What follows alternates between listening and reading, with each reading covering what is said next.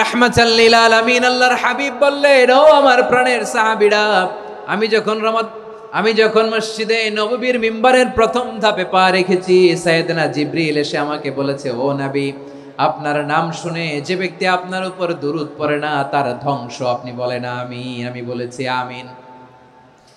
দ্বিতীয় ধাপে পা রাখার পর সাইয়েদনা জিবরিল বললেন, ইয়া রাসূলুল্লাহ, মাতা পিতাকে বার্ধক্য অবস্থায় পেয়ে তাদের সেবা করে, তাদের সাথে সদাচরণ করে যে সন্তান জান্নাত কামাতে পারলো না, তার জন্য ধ্বংস। আপনি বলেন আমিন। আমি বলেছি আমিন।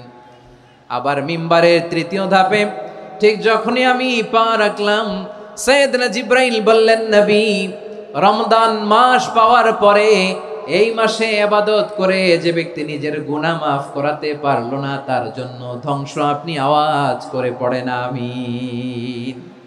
কত বড় ধমক, কত বড়